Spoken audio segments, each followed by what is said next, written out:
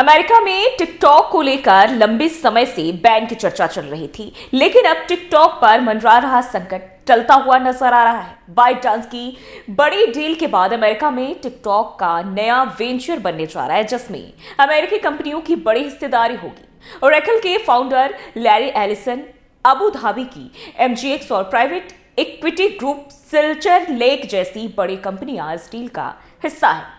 अब टिकटॉक के नए अमेरिकी वेंचर की कमान एडम प्रेशर संभालेंगे, जबकि मौजूदा CEO शाओ चियो बोर्ड में शामिल रहेंगे। और आइए जानते हैं इसकी अब पूरी रिपोर्ट विस्तार से।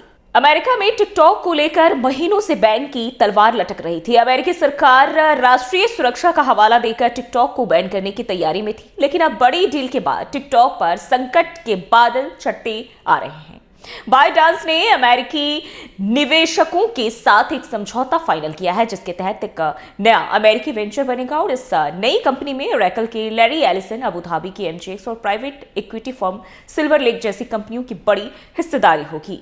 इससे पहले अमेरिकी राष्ट्रपति डोनाल्ड ट्रंप ने टिकटॉक को लेकर एक एग्जीक्यूटिव ऑर्डर भी जारी किया था, जिसमें कंपनी के ऑपरेशंस को अमेरिकी निवेशकों के हाथ में देने की बात कही गई थी। हालांकि अब इस प्रक्रिया में बार बार जो है वो देरी होती रही है।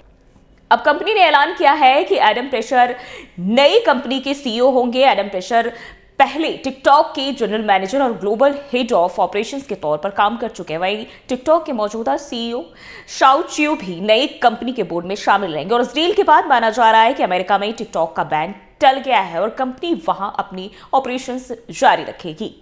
तो अब टिकटॉक के लिए अमेरिका में संकट फिलहाल टल गया है, लेकिन आने वाले समय में इस डील पर अमेरिकी सरकार की निगरानी भी बनी रहेगी। देखना दिलचस्प होगा कि नई कंपनी किस तरह से टिकटॉक के भविष्य को सुरक्षित बनाती है।